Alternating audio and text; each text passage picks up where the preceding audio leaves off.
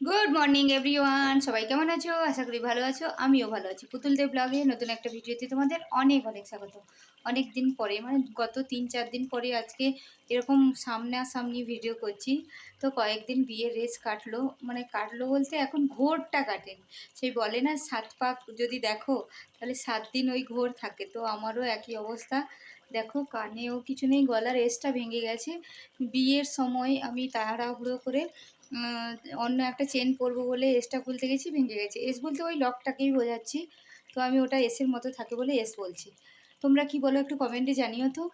আর এখন রান্না করছি। আজকে কি রান্না করছি তোমাদেরকে দেখাই। মানে কদিন বেশ এটি ওটি খাওয়া হলো, রিচ রান্না খাওয়া হলো। আজকে আমি প্লেন মাছের টক করছি আম দিয়ে। দেখো, কাঁচা আম দিয়ে টক করছি। আর এখানে মাছের ডিম আছে, অনেকটা মাছের ডিম আছে। এই যে এই ডিমগুলোকে ভাজা করব। তো আজকের হচ্ছে এই রান্না। আর নিচে তো ভাত টাত যা হওয়ার হবে। তো সঙ্গে থাকো, সারাদিন কি করি না করি সবটাই তোমাদের সাথে শেয়ার করব। চলো, টাটা। আজকে দুপুরে আছে সাদা ভাত, আলু সেদ্ধ, ডাল, পাট শাকের ঝোল, যেটা আমি একদম পছন্দ করি না। আর এটা হচ্ছে কুমড়োর তরকারি। তারপরে আমি ওই মাছের ডিমটা ভাজা করেছি। আর এখানে হচ্ছে মাছের টক। তো আজকের মেনু এটাই ছিল। তারপরে খাওয়া দাওয়া আমাদের প্রায় কমপ্লিট করে একটু দুপুরবেলা রেস্ট নিয়ে চলে গেলাম বিকেলবেলা, বিকেল নয় ওই সন্ধ্যে সন্ধ্যে টাইমে গিফট দেখতে।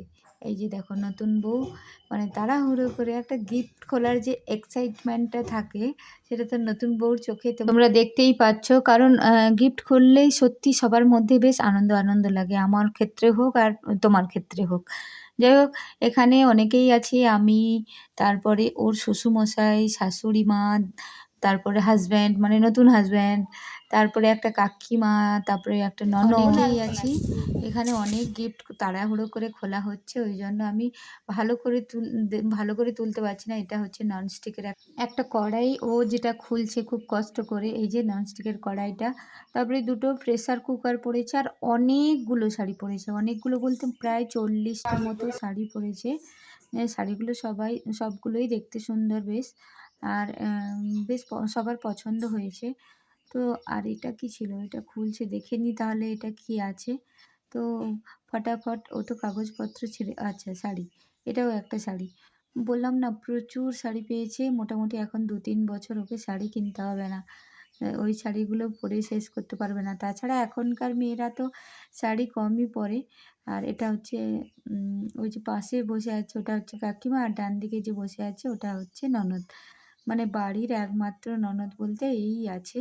আর কদিন পরে ননদেরও বিয়ে হয়ে যাবে, তখন বাড়িটা একদম ফাঁকা হয়ে যাবে। এই যে শাড়ি, শাড়ি, শাড়ি, শাড়ি। বেচারা অনেক আশা করে ভাবছে যদি কোনো রকম ফটো ফ্রেম পরে বা কোনো ঘর সাজানো শোপিস টোপিস পরে, কিন্তু একটাও ওগুলো কিছুই পায়নি। হ্যাঁ, সবচেয়ে পছন্দের, আমার পার্সোনালি আমার একটা খুব পছন্দের গিফট হয়েছে।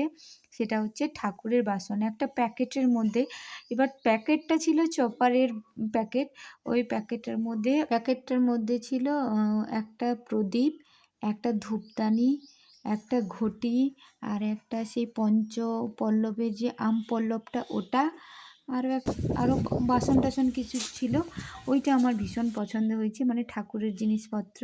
আর লাস্টে দিদিভাই আমাকে, মানে আমার যা আমাকে ওই যে সোনার গয়নাগুলো কী কী পড়েছে ওইগুলো দেখাচ্ছে।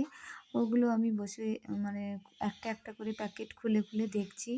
অনেকগুলো নাকের পড়েছে, সানিয়া মির্জা টাইপের, তারপরে নাকের পাথর, আর কানের কয়েক জোড়া পড়েছে।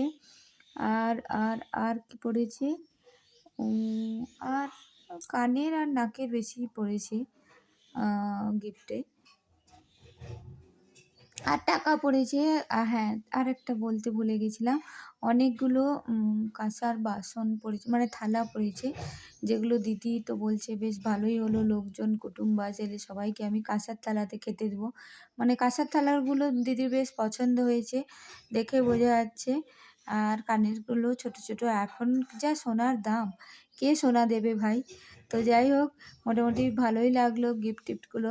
আর গিফট যেমনই হোক, আমি মানে একদম শেষে বলি একটা কথা, গিফট যেমনই হোক গিফট ভালো লাগে। গিফটের কোনো বড় ছোট কিছুই না, গিফট গিফটই হয়। আর গিফট দেওয়া নেওয়া দুটোই ভালো লাগে। তোমাদের কেমন লাগে একটু কমেন্টে জানিও তো। আর যারা আমার চ্যানেলে নতুন তারা আমার চ্যানেলটাকে সাবস্ক্রাইব করতে ভুলো না। চলো টাটা, সবাই ভালো থেকো। আর আমার ভিডিওটাকে দেখে আনন্দ উপভোগ করো। আর কিছু যদি বলার থাকে কমেন্টে লিখে যেও। চলো এই পর্যন্তই। গুড নাইট সবাইকে, টাটা।